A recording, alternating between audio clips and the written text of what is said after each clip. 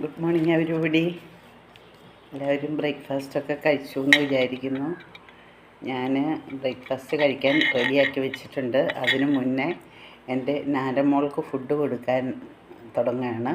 അവൾക്ക് ഫുഡ് കൊടുത്തിട്ടേ ഞാൻ കഴിക്കത്തുള്ളൂ. അപ്പം അതിൻ്റെ വീഡിയോ ഒന്നിടാമെന്ന് വിചാരിച്ചു. മോൾക്ക് ഫുഡ് കൊടുക്കുന്നത് സാധാരണ ഡോഗ്സിന് ഒരു ദിവസത്തിൽ ഒരു നേരമേ ഫുഡ് കൊടുക്കാറുള്ളൂ.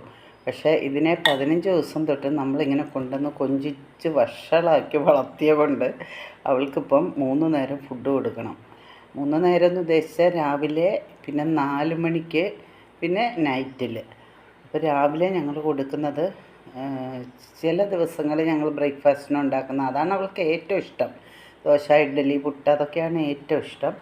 ഇന്നിപ്പോൾ ഞാൻ കോഴിക്കോട്ടെ ഉണ്ടാക്കിയത്. അതിനോട് വലിയ താല്പര്യം ഇല്ല അവൾക്ക്. അപ്പം ഞാൻ എന്ത് ചെയ്തു, ഒരു ഗ്ലാസ് പാലിനകത്തോട്ട് ഒരു 5 പീസ് ബ്രെഡ് ഇട്ടിട്ട് അതാണ് കൊടുക്കുന്നത്. ഇടയ്ക്ക് ബ്രെഡ്, മുട്ട കൂട്ടി ബ്രെഡ് അത് കൊടുക്കും. അത് ഭയങ്കര ഇഷ്ടമാണ്. മുട്ട, മീൻ, ഇറച്ചി അതൊക്കെയാണ് ഏറ്റവും ഫേവറേറ്റ് സാധനങ്ങൾ. പച്ചക്കറി, സാമ്പാർ കൂട്ടിയൊക്കെ ഇഡ്ഡലി കൊടുത്താൽ അവൾ കഴിക്കും. അപ്പം പിന്നെ അവൾക്കിപ്പം ഈയിടെയായിട്ടൊരു രോമം കൊഴിച്ചിൽ പോലെ വന്നായിരുന്നേ.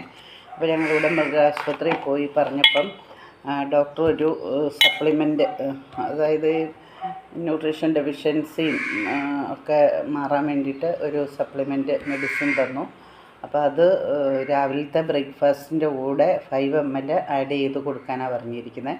അപ്പോൾ അത് കൊടുത്തപ്പോൾ നല്ലതായിട്ട് മാറി കേട്ടോ. അതുപോലെ ചെള്ള് കുറച്ച് ശരീരത്ത് വന്നപ്പോൾ അതും ഡോക്ടറോട് പറഞ്ഞപ്പോൾ ഡോക്ടർ ഒരു ഒരു മരുന്ന് തന്നു. അതും കൊടുത്തപ്പോൾ നന്നായിട്ട് മാറി. പിന്നെ ഈ ലാബ് ഐറ്റംസിന് എപ്പോഴും ഫംഗൽ ഇൻഫെക്ഷൻസ് വരും.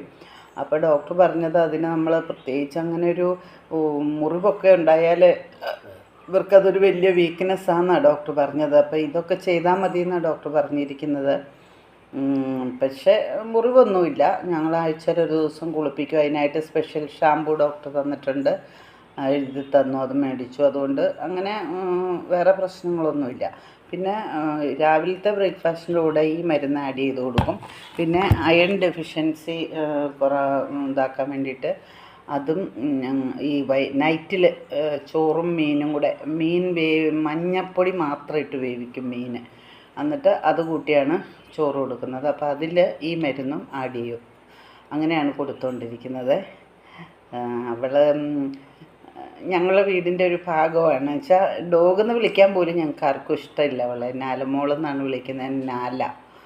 അപ്പോൾ അങ്ങനെ പെറ്റായിട്ട് വളർത്തുന്നതുകൊണ്ട് ഡോഗെന്ന് വിളിക്കുന്നതൊന്നും ഞങ്ങൾക്ക് അത്ര മനസ്സിന് സന്തോഷമുള്ള കാര്യമല്ല. പിന്നെ എന്നാന്ന് വിചാരിച്ചാൽ നമുക്ക് അവൾ ഭയങ്കര നമ്മളോട് വീടിനായിട്ട് ഭയങ്കര ഒരു പുറത്തുനിന്ന് ഒരാൾ, പരിചയമില്ലാത്തൊരാൾ ഈ വഴിയൊക്കെ കടന്നു പോയാൽ പോലും അവളത് നമ്മളെ അറിയിക്കും. എപ്പോഴും കടന്നു പോകുന്നവർ പോയാൽ അവൾ മൈൻഡ് ചെയ്യത്തുമില്ല. അതായത് നമ്മുടെ ഈ വില്ലയ്ക്കകത്ത് താമസിക്കുന്നവരാര് പോയാലും ഈ വില്ലയിലുള്ളവരുടെ വാഹനങ്ങൾ പോയാലും അവൾ മൈൻഡ് ചെയ്യത്തില്ല. അതല്ലാതെ പുറത്തുനിന്നൊരു സ്കൂട്ടി പോലും വന്നാൽ അവൾ അന്നേരം നമ്മളെ വിളിക്കും. അത്രയും കെയർഫുള്ളായിട്ട് നോക്കുന്ന ഒരു ഡോഗാണ്. അങ്ങനെ ആരോടും അഗ്രസീവായിട്ടൊന്നും പെരുമാറത്തില്ല. ആകെയുള്ളൊരു കുഴപ്പം എന്നാ വെച്ചാൽ കുട്ടികളെ കണ്ടാൽ അവളും കുട്ടിയാവും. അവൾ കുട്ടികളുടെ കൂടെ കളിക്കണം എന്നാണ് അവളുടെ വിചാരം. എന്നാൽ തൊട്ടടുത്ത വീട്ടിലെ ഉണ്ണിക്കുട്ടൻ എന്ന് പറഞ്ഞാൽ അവൾക്ക് ജീവനാണ്. ഉണ്ണിക്കുട്ടനെ കണ്ടാൽ അവൾക്ക് എന്തോ വലിയൊരു ഹാപ്പിനെസ്സാണ് അവൾ അനുഭവിക്കുന്നത്. അപ്പം അങ്ങനെയൊക്കെയാണ് ഞങ്ങളുടെ നാലമോളുടെ വിശേഷങ്ങൾ. ഓക്കെ, അടുത്ത വീഡിയോ ആയിട്ട് പിന്നെ വരാം കേട്ടോ.